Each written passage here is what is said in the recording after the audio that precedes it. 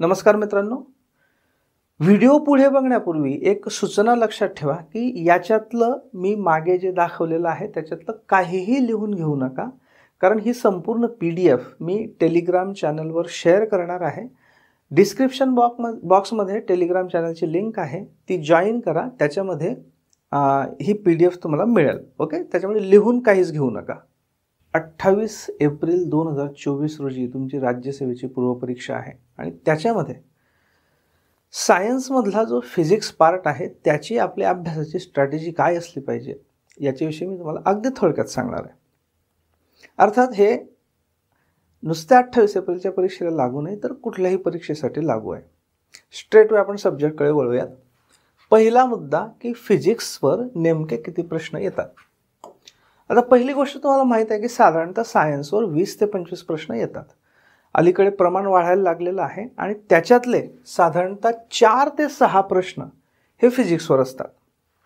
4 ते 6, okay, minimum 4 असतातच। 6 आणि कधी कधी 7 पर्यंत सुद्धा किंवा 8 पर्यंत सुद्धा जाऊ शकतात, पण ते रेअर आहे। पण मिनिमम 4 ते 6 आहेत। ओके, आता हे जे 4 ते 6 असतात याच्यामध्ये काही थेरी क्वेश्चन्स असतात आणि काही न्यूमरिकल्स म्हणजे सोडवायची उदाहरणं असतात। जनरली न्यूमरिकल हे मॅक्सिमम 2 ते 3, काही काही वेळा एकात देखील आलेला आहे, पण 2 ते 3 असू शकतात। आणि जे थेरी क्वेश्चन्स असतात ते साधारणतः 3 ते 4 असतात। ओके, हे थेरी आणि न्यूमरिकलचं डिस्ट्रीब्युशन आहे। ओके, आता याच्यामध्ये असं आहे की काही प्रश्न हे जे मी तुम्हाला ॲनालिसिस सांगितलं की 4 ते 6 किंवा 7-8, हे 6, 7, 8 नॉर्मली कधी होतं की काही चॅप्टर्स असे आहेत की जे फिजिक्स आणि केमिस्ट्रीमध्ये कॉमन आहेत। उदाहरणार्थ अणूची संरचना, ॲटॉमिक स्ट्रक्चर हा असा टॉपिक आहे की जो फिजिक्ससाठी पण रिलिव्हंट आहे। आपण फिजिक्समध्ये पण त्याचा स्टडी करतो आणि त्याचा स्टडी आपण रसायनशास्त्रामध्ये म्हणजे केमिस्ट्रीमध्ये सुद्धा करतो। ओके, आणि त्याचप्रमाणे अजून एक टॉपिक आहे तो किरणोत्सारिता म्हणजे रेडिओ ॲक्टिव्हिटी। तर रेडिओ ॲक्टिव्हिटीचा पण अभ्यास हा फिजिक्समध्ये पण येतो आणि केमिस्ट्रीमध्ये पण येतो। त्याच्यामुळे हे जे 2 चॅप्टर्स आहेत हे कॉमन बॉर्डर लाईन आहेत आणि म्हणून हे चॅप्टर महत्त्वाचे पण आहेत, कारण या चॅप्टरवर रसायनशास्त्राच्या अँगलने पण प्रश्न येऊ शकतो आणि फिजिक्सच्या अँगलने सुद्धा प्रश्न येऊ शकतो। ओके, आणि म्हणून ही जी प्रश्नांची संख्या आहे कधी कधी 6, 7, 8 पर्यंत याच्यामुळे जाते। ओके, ठीक आहे। आता पुढचा प्रश्न आहे की सर 4 ते 6 गुण फक्त आहेत फिजिक्सला, मग मुळात फिजिक्सचा अभ्यास करायचा का? एकतर आधीच मुलांना सायन्सची भीती असते, त्यात सायन्समध्ये पण एक वेळ बायोलॉजी होऊ शकतं, पण केमिस्ट्री फिजिक्सच्या विषयी आणखी जरा जास्त भीती असते। मग जर 4-6च प्रश्न येणार असेल तर मुळात अभ्यास करायचा का हा अख्खा ऑप्शनला टाकून द्यायचा? माझं याच्यावर उत्तर आहे की येस, जरी 4-6 प्रश्न असले तरी सुद्धा फिजिक्सचा अभ्यास केलाच पाहिजे, पण अर्थात किती करायचा आणि कसा करायचा याच्यावर आपली बंधनं ठेवली पाहिजेत। म्हणजे 4-6 कॉस्ट बेनिफिट ॲनालिसिस आपण केलं पाहिजे की किती अभ्यासाची किती तास देऊन आपल्याला किती फायदा होणार आहे आणि तो फायदा कटिंग एजवाला फायदा आहे का ते आपण पुढे बघणारच आहोत। हे बघून अभ्यासाची स्ट्रॅटेजी ठरवायची असते। त्याच्यामुळे माझं उत्तर याला असेल की 4-6 गुणांसाठी अभ्यास करायचा का, तर करायचाच। कसा करायचा ते पुढे बघू। मग मी जे म्हणतोय की यस 4-6 गुणांसाठी करायचा का करायचा, याची काही कारणं आहेत। पहिला मुद्दा म्हणजे की फिजिक्सवरचा जो इनफॅक्ट इन जनरल सायन्सचे प्रश्न आणि त्यातही फिजिक्सचे प्रश्न याच्यामध्ये आपल्याला 100% ते उत्तर बरोबर असल्याची खात्री असण्याची शक्यता खूप जास्त असते। म्हणजे प्रश्नाचं उत्तर लिहितानाच आपल्याला कळतं की हे माझं उत्तर बरोबर आहे, कारण त्याच्यामध्ये काही जर तरला काही चान्स नसतो। फिजिक्स हे सायन्स आहे, त्यातल्या त्यात आणखी प्रेसाईज सायन्स आहे, त्यामुळे 100% उत्तर बरोबर असण्याची शक्यता असते। मग काय होतं की आपल्याला जी निगेटिव्ह मार्किंगची धाकधूक असते की बाबा माझा 1/4 मार्क कापला जाईल, ती भीती राहत नाही। आपण 100% आत्मविश्वासाने बरोबर उत्तर देऊ शकतो, म्हणजे सोडत नाही आपण त्या प्रश्नाला। दिस इज नंबर 1। दुसरा फायदा असा की कमी अभ्यासामध्ये किमान 3 गुणांची खात्री असते। 4 ते 6 जे असले त्याच्यामध्ये कमीत कमी 3 गुण तुम्हाला मिळतीलच जर मी सांगितलं त्या पद्धतीने अभ्यास केला तर, याची तुम्हाला खात्री असते. आणि मित्रांनो, या कॉम्पिटिशनच्या जगामध्ये 3 गुण प्रिलिम्समध्ये is a big deal. Okay, 3 गुण हे साधं काम नाहीये. 3 गुण महत्वाचे आहेत. 3 गुण तुम्हाला 100% मिळू शकतात, अगदी बेसिक मिनिमम अभ्यास केला सुद्धा. हा दुसरा ॲडव्हान्टेज. तिसरा ॲडव्हान्टेज म्हणजे तुलनेने सोपे प्रश्न असतात. आता मी म्हणतोय तुलनेने सोपे प्रश्न. तुम्ही म्हणाल की सर आधीचा मला फिजिक्स जड जातं आणि त्यात तुम्ही म्हणताय की तुलनेने सोपे प्रश्न असतात.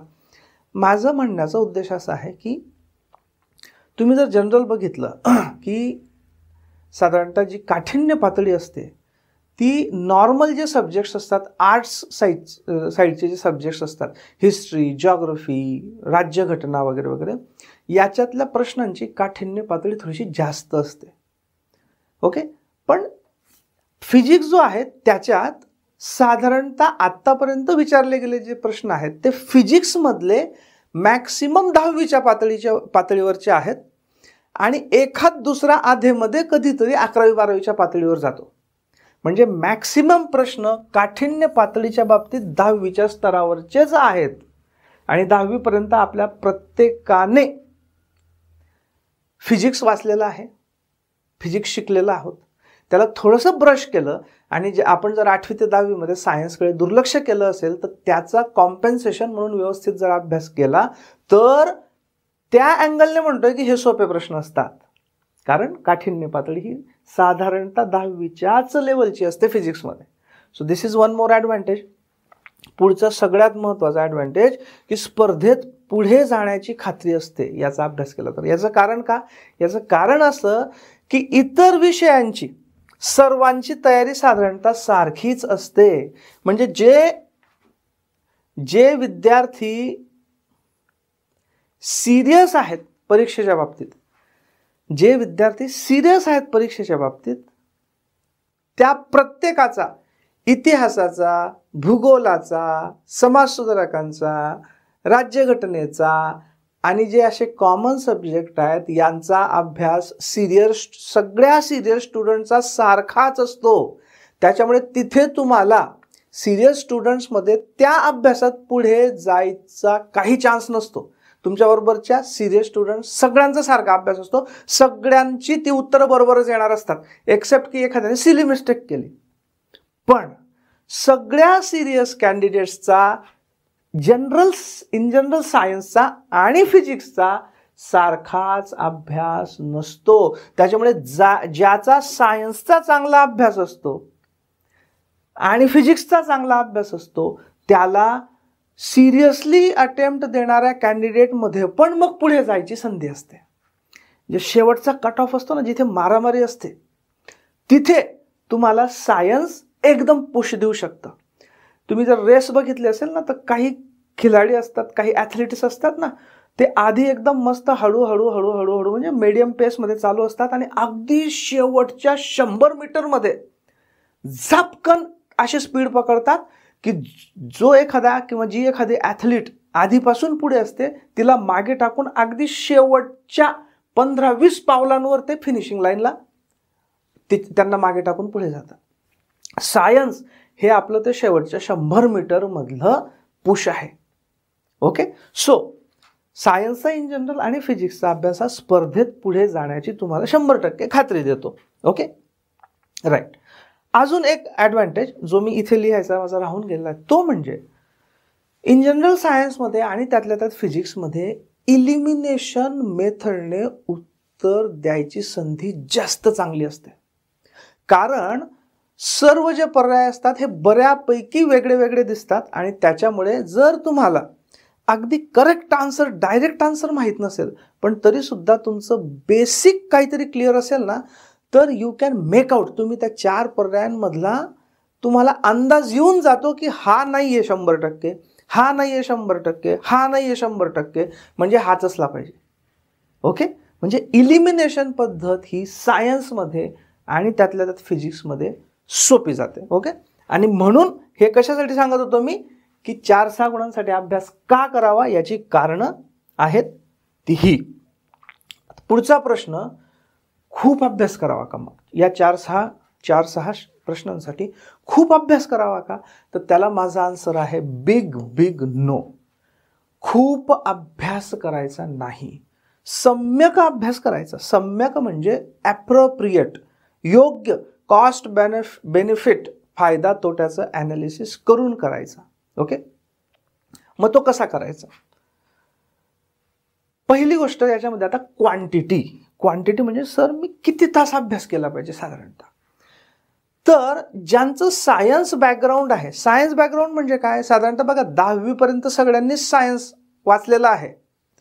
मी सायन्स बॅकग्राऊंड म्हणजे माझ्या डोक्यात काय आहे की जे 12वीला ज्यांचं सायन्स होतं किंवा ज्यांचं BSc वगैरे केलेलं आहे, ज्यांनी ग्रॅज्युएशन किंवा इंजिनिअरिंग केलेलं आहे किंवा त्या टाईपचं सायन्स बॅकग्राऊंडचं ज्यांनी शिक्षण घेतलेलं आहे, त्यांना मी म्हणतोय सायन्स बॅकग्राऊंडचे मुलं मुली, त्यांनी साधारणतः 15 ते 20 तास जरी डेडिकेटेड अभ्यास केला तरी सुद्धा फिजिक्सचा अभ्यास आपल्याला पाहिजे तेवढा 4-5 मार्कांपुरता 100% होऊ शकतो.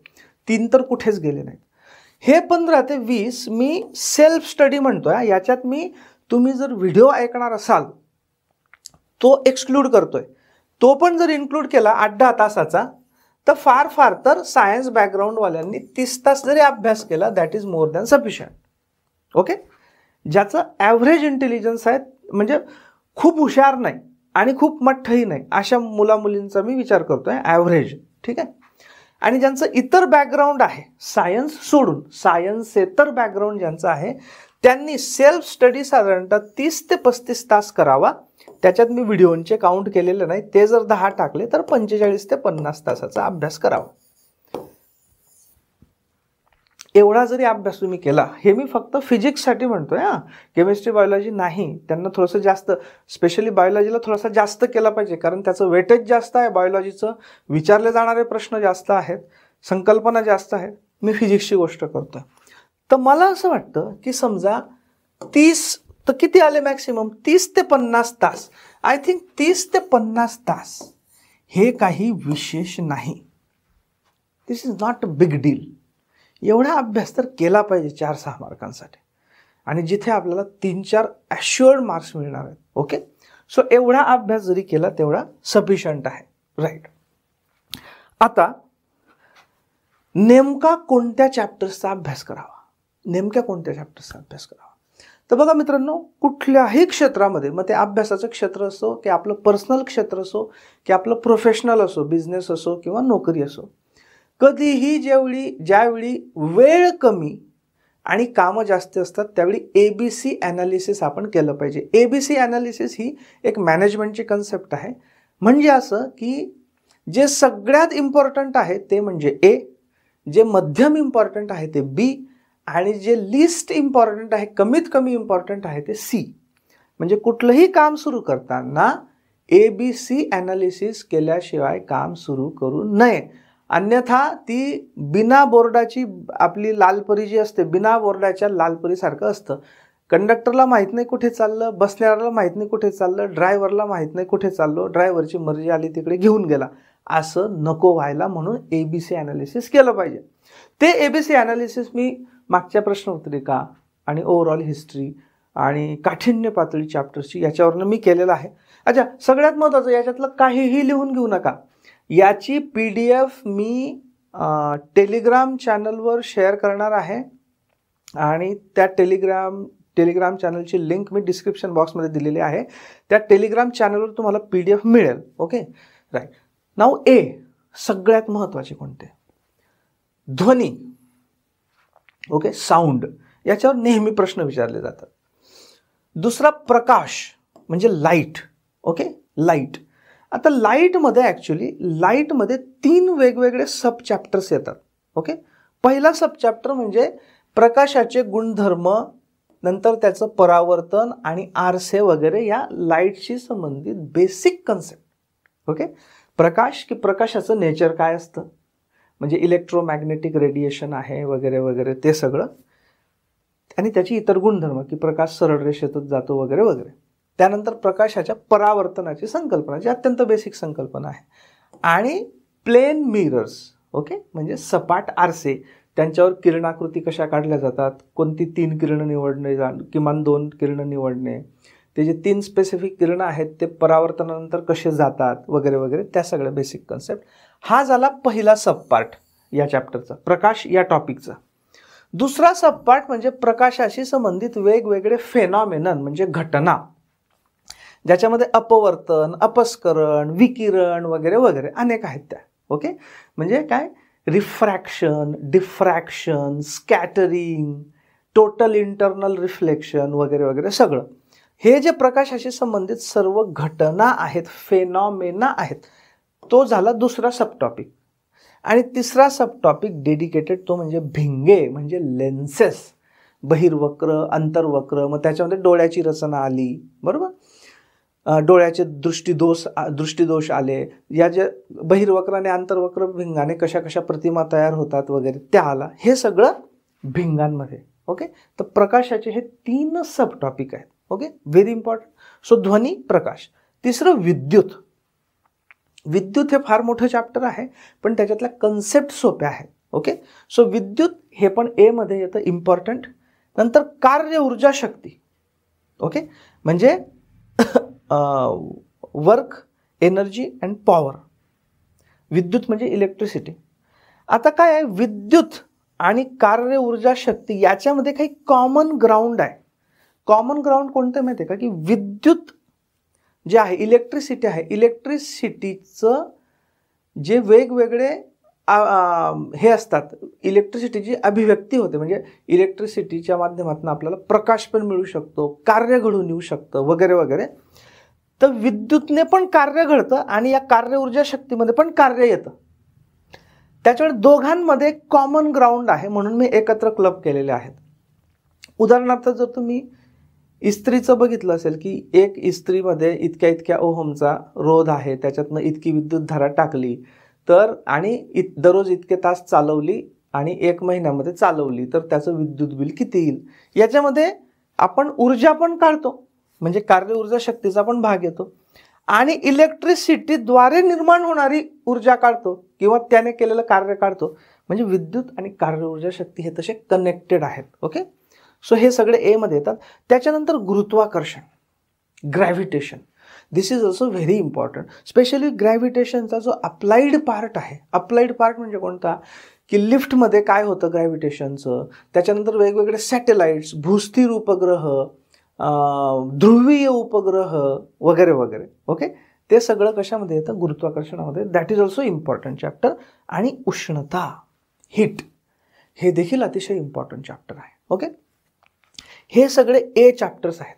या सगळ्यांना ए चॅप्टरमध्ये ए कॅटेगरीमध्ये टाकण्याची 2 कारणं आहेत. नंबर 1, ॲक्च्युली यांच्यावर जास्त जास्त प्रश्न विचारले जातात, पहिला मुद्दा. आणि दॅट इज मोस्ट इम्पॉर्टंट, याच्यावर जास्त प्रश्न विचारले जातात. आणि दुसरा मुद्दा म्हणजे की हे चॅप्टर्स साधारणतः आपल्याला 8वी, 9वी, 10वी मध्ये व्यवस्थित समजलेले नसतात. ही फॅक्ट आहे.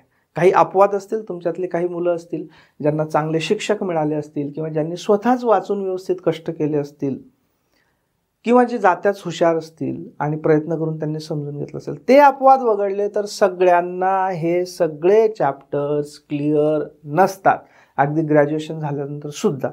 तो दोन्ही कारण आहेत. नंबर 1, त्याच्यावर ॲक्च्युली प्रश्न विचारले जातात. नंबर 2, हे चॅप्टर्स आपले क्लिअर नसतात. म्हणून हे ए कॅटेगरीमध्ये टाकलेत आपण. हे ए आले म्हणजे हे सगळ्यात पहिल्यांदा केले पाहिजेत. आपलं जे शेड्यूल आहे तासांचं, या तासांच्या शेड्यूलमध्ये हे चॅप्टर आधी करायचे, जेणेकरून तुम्हाला जर नंतर वेळ मिळाला नाही तर हे राहून गेले तरी चालतील. बी आणि सी वाले हे झालेच पाहिजेत. आता प्रत्येकाला तुम्हाला मिळणारा वेळ वेगवेगळा आहे. कोणाचा समजा एखादा तुमच्यातला असा असेल की ज्याचा बाकी सगळे सब्जेक्ट झालेले आहेत, हिस्ट्री, जॉग्राफी, पॉलिटी, अमुक सगळं झालेलं आहे, मग त्यांनी बिनधास्त सगळं करायचं. पण तुमच्यातले काही असे असू शकतात की ज्यांचं बाकीचं पण नाही झालेलं, त्याच्यामुळे बाकीचं पण करायचं आहे, हे पण करायचं आहे, एक ना धड भाराभार चिंध्या आहेत, रात्र थोडी सोंगे फार आहेत, मग त्यांनी इतकेच करायचे. ओके, ए. बी मध्ये बल व दाब म्हणजे फोर्स अँड प्रेशर आणि गती, त्वरण, विस्थापन वगैरे वगैरे. हे मी बी मध्ये का टाकलेले आहेत याची 2 कारणं आहेत. नंबर 1, यांच्यावर खूप सारे प्रश्न आतापर्यंत विचारले गेलेले नाहीत, विचारले गेलेले आहेत पण जास्त नाहीत. हे कारण नंबर 1 आणि कारण नंबर 2 हे तुलनेने सोपे चॅप्टर्स आहेत आणि हे साधारणतः आपल्याला 8वी 9वी 10वीच्या अभ्यासाच्या वेळी सुद्धा समजलेले असतात. त्याच्यामुळे यांची एकदम धावती रिव्हिजन जरी केली तरी सुद्धा याच्यावरच्या प्रश्नांची उत्तरं येण्याची दाट शक्यता असते. म्हणून यांना बी मध्ये टाकलेलं की हे समजा जरी राहून जरी गेले करायचे तरी कदाचित 8वी 9वी 10वीचं काहीतरी आठवेल तुम्हाला आणि प्रश्नाचं उत्तर लिहिता येईल. ओके. आणि वर अगदी धावती शेवटच्या 2 दिवसात जरी वाचून गेले तरी 100% तुम्हाला याच्यावरच्या प्रश्नाचं उत्तर येईल. म्हणून हे बी मध्ये. आणि उरलेलं एकके, चुंबकत्व, स्थायूंचे यांत्रिक गुणधर्म वगैरे वगैरे हे सी मध्ये. हे अगदी नाही केलं तरी चालेल, नाही केलं तरी चालेल.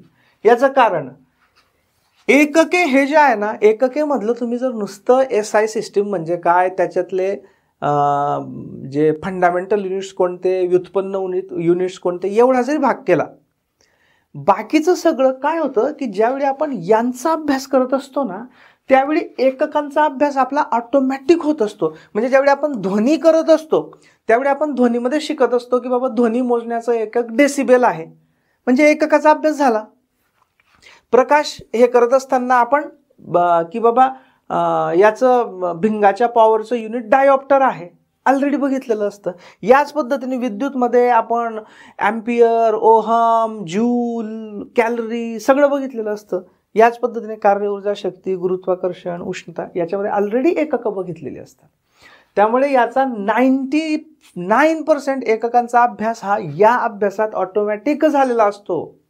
म्हणून फार तर एककाचा जो थेरॉटिकल पार्ट आहे की एककाचा तो किलोचा गोळा कुठे ठेवलेला आहे, तो किलोचा गोळा कोणत्या संमिश्राचा बनलेला आहे, प्लॅटिनम, इरिडियम का काय अजून वगैरे वगैरे, लोखंड.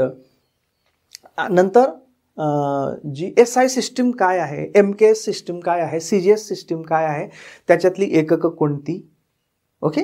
आणि SI सिस्टीममध्ये फंडामेंटल म्हणजे मूलभूत एककं कोणती आणि साधित म्हणजे डिराइव्ड युनिट्स कोणती वगैरे वगैरे. हा थेरॉटिकल पार्ट, त्याला 1 तास पण नाही लागत. म्हणून हे सगळं मी सी मध्ये टाकलेलं आहे, चुंबकत्व वगैरे वगैरे.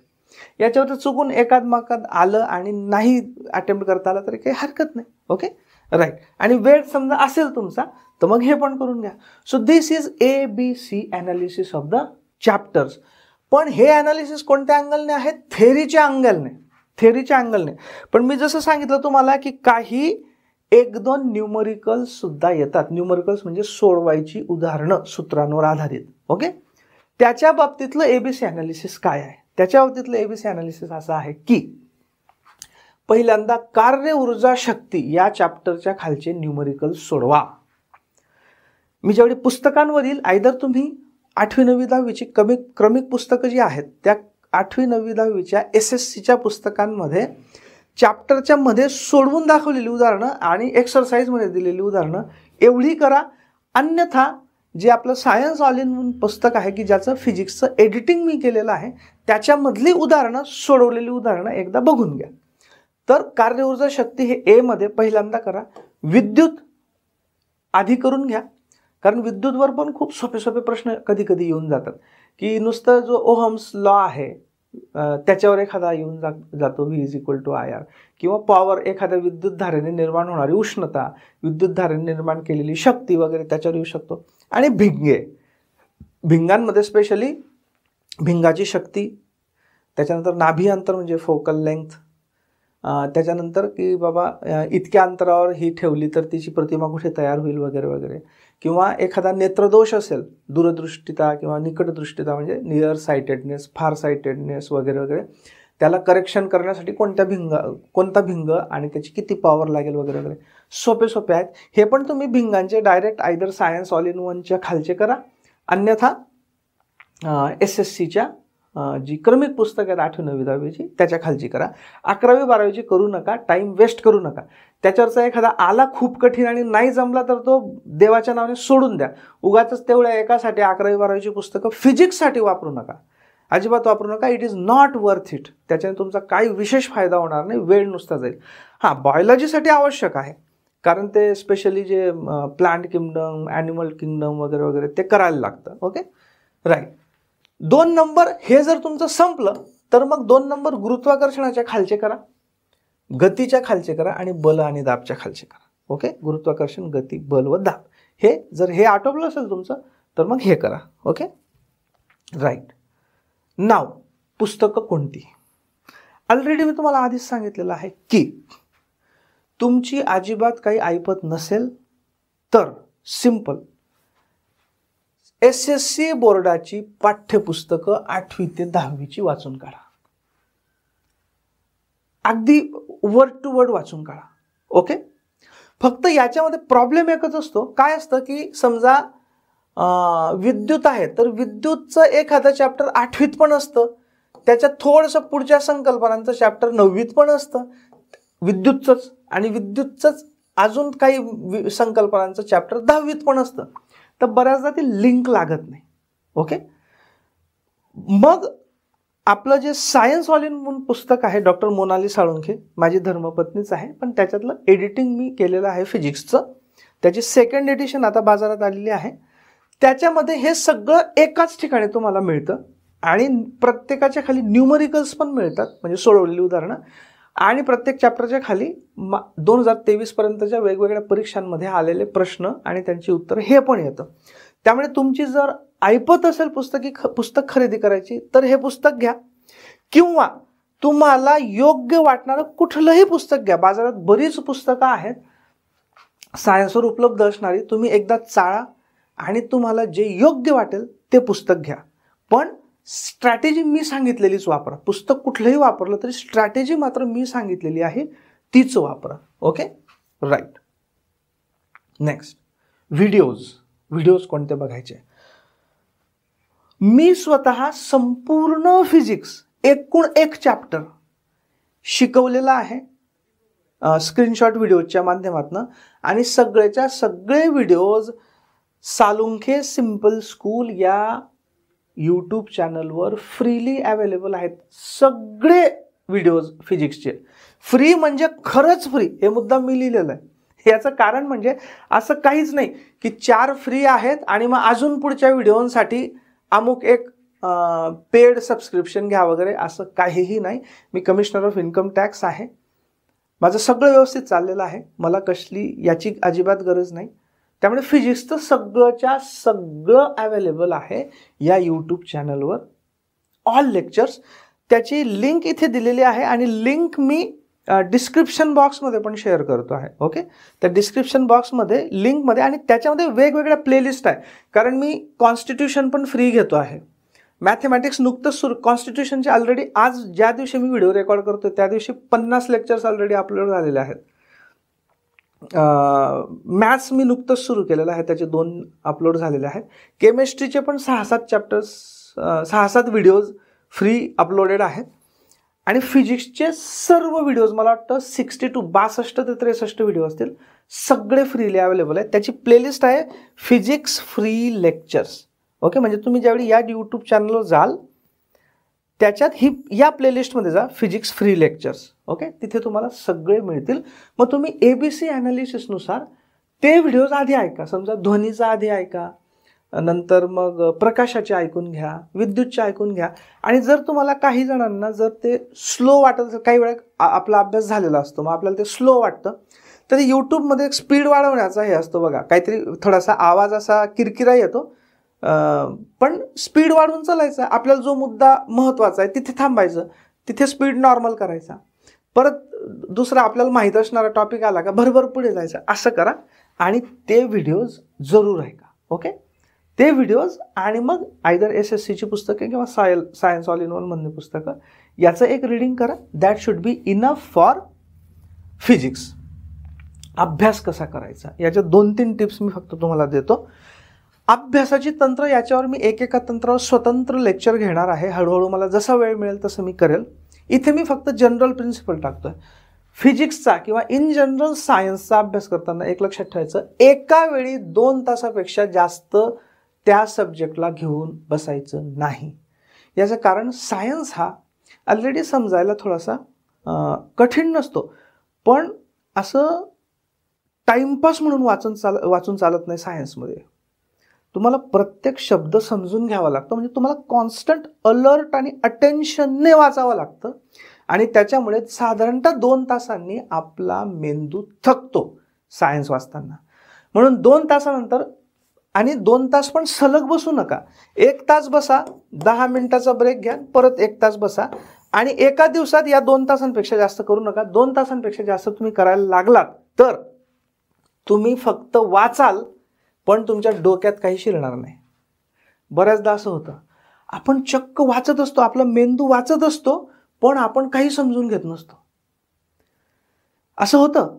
काही वेळा आपण एखाद्या विचारात जर गेलो, दुसऱ्या विचारात, तर आपल्या डोक्यात दुसरा विचार चालू असतो, पण डोळे ॲक्च्युअल वाचत असतात आणि डोक्यात दुसरा विचार चालू असतो. म्हणून 2 तासाच्या वर सायन्सचा अभ्यास करायचा नाही. ब्रेक द्यायचा, दुसरा सब्जेक्ट घ्यायचा, दुसऱ्या दिवशी पुढचे 2 तास करायचं. दिस इज व्हेरी इम्पॉर्टंट. दुसरं, आपण जे पण पुस्तक वापरत असो त्या पुस्तकामध्ये महत्त्वाच्या गोष्टींना अंडरलाईन करणं किंवा हायलायटरने हायलाईट करणं, काही शब्दांना बॉक्स करणं, असं की बाबा समजा हा शब्द माझा महत्त्वाचा आहे तर याला असा बॉक्स केला वगैरे. स्टार मार्क करणं, जे मोस्ट इम्पॉर्टंट आहे किंवा जे आपल्याला समजायला कठीण आहे किंवा जे आपल्याला शेवटच्या 2 दिवसात रिव्हिजन करायची आहे ज्याची, तिथे असा स्टार मार्क करून ठेवायचा. याची आपली सिस्टीम डेव्हलप करायची की माझं मोस्ट इम्पॉर्टंटला मी काय मार्क देणार, मीडियम इम्पॉर्टन्सला काय मार्क देणार वगैरे. आपली सिस्टीम डेव्हलप करायची आणि आपलं पुस्तक भरपूर अशा पद्धतीने खराब करायचं. मायक्रो नोट्स काढणे, जर तुम्हाला वेळ असेल तर मायक्रो नोट्स काढणं. मायक्रो नोट्स कशा काढायच्या याचं मी सेपरेट लेक्चर घेणार आहे. की कुठल्याही पॅराग्राफमधले कीवर्ड्स फक्त घ्यायचे, महत्त्वाचे शब्द, असे शब्द घ्यायचे. समजा एक पॅराग्राफ आहे आणि त्या पॅराग्राफमध्ये 100 शब्द असतील, 100 शब्दांचा पॅराग्राफ असेल, तर त्याच्यातले आपण 8च शब्द असे घ्यायचे की ते 8 शब्द आपल्याला माहीत असले तर आपल्याला सगळ्या 100 शब्दांनी एवढा कंटेंट लिहिता येईल त्या पॅराग्राफचा. असे 8 कीवर्ड्स काढायचे, त्याला मायक्रो नोट्स म्हणतात. पण तुम्हाला वेळ असेल तरच मायक्रो नोट्स काढा, अन्यथा वारंवार वाचायला जास्त महत्त्व द्या. ओके. आणि जर भरपूर वेळ असेल, तुम्ही जर पुढची परीक्षा देणार असाल, भरपूर वेळ आहे तुम्हाला, मग मात्र मायक्रो नोट्स पण काढा. Revision is must. रिव्हिजनवर पण मी सेपरेट लेक्चर घेणार आहे. रिव्हिजन इज सो इम्पॉर्टंट मित्रांनो. काय असतं की जर तुम्ही एक रिव्हिजनचा म्हणजे फॉरगेटफुलनेसचा ग्राफ असतो, ओके, तो ग्राफ मी त्या लेक्चरमध्ये तुम्हाला स्वतंत्र सांगेलच की समजा आज तुम्ही एखाद्या गोष्टीचा अभ्यास केला म्हणजे 100% केला, दुसऱ्या दिवशी खट्ट दिवशी तुम्हाला याच्यातलं खूप कमी आठवेल, तिसऱ्या दिवशी अजून खूप कमी आठवेल, चौथ्या दिवशी अजून कमी, 5व्या दिवशी अजून कमी, 6व्या दिवशी अजून कमी, आणि 7व्या 8व्या दिवशी सगळं शून्य होऊन जात आहे. म्हणजे तुम्ही 7-8 दिवसाच्या आत कुठेतरी रिव्हिजन करून हा ग्राफ परत 100वर नाही घेऊन गेलात, परत 2-4 दिवसांनी रिव्हिजन करून परत 100वर नाही घेऊन गेलात, असं नाही घेऊन गेलात तर तुमचा आधी केलेल्या अभ्यासाचे सगळे तास वाया जातात. म्हणून मी सांगतो तुम्हाला की कुठलाही टॉपिक वाचल्यानंतर 10 दिवसांपेक्षा जास्त गॅप त्याच्या रिव्हिजनमध्ये पडायला नको. 10 दिवस फार झाले खरं तर, 3-4 दिवसातच तो परत एकदा वाचला गेला पाहिजे. बरं काय होतं, रिव्हिजनला कमी वेळ लागतो.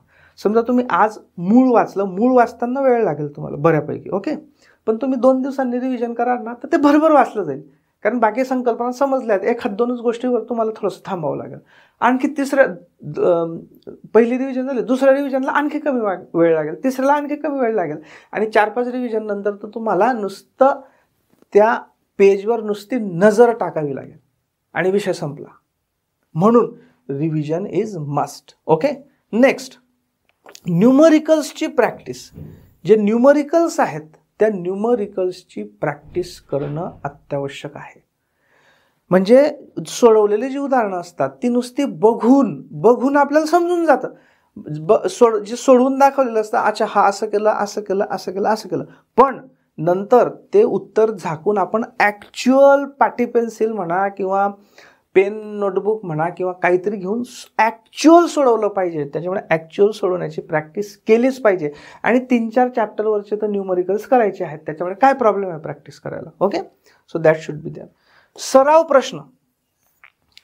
कुठलीही टेस्ट सिरीज किंवा एखादा सराव प्रश्न याच्यावरचा करायला हरकत नाही. कारण काय, त्याच्याने तुम्हाला थोडासा अंदाज येतो की आपल्याला आपली प्रगती कुठपर्यंत आहे.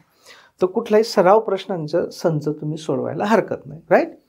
अशा पद्धतीने जर अभ्यास तुम्ही रफली केला आणि ही स्ट्रॅटेजी फॉलो केली तर मला असं वाटतं की फिजिक्समध्ये तुम्हाला 4 ते 6 पैकी किमान 3 आणि जास्तीत जास्त समजा 5-6 विचारले गेले असतील तर 5 तरी मार्क्स मिळू शकतात आणि ते मार्क्स तुम्हाला कॉम्पिटिशनमध्ये खूप पुढे नेऊ शकतात, राईट. तर अशा पद्धतीने आपण फिजिक्सची स्ट्रॅटेजी बघितली. याच पद्धतीने आपण केमिस्ट्री आणि बायोलॉजी स्ट्रॅटेजीसुद्धा ते मॅडम घेतील, आपण ती पण बघणार आहोत. आणि मला जर शक्य झालं तर मी जे फिजिक्सचे ए कॅटेगरीवाले चॅप्टर्स आहेत, मी ट्राय करेल की त्या ए कॅटेगरीवाल्या चॅप्टर्सचं एक शॉर्ट रिव्हिजनचे व्हिडिओज अपलोड करण्याचा मी प्रयत्न करेल. प्रॉमिस देऊ शकत नाही कारण माझं कामाचा व्याप मोठा आहे. त्याच्यातनं वेळ मिळाला तर मी जरूर तुमच्या परीक्षेच्या आधी महत्त्वाच्या चॅप्टर्सच्या फास्ट रिव्हिजनचे व्हिडिओज अपलोड करण्याचा प्रयत्न करेल, right. So thank you very much and all the best.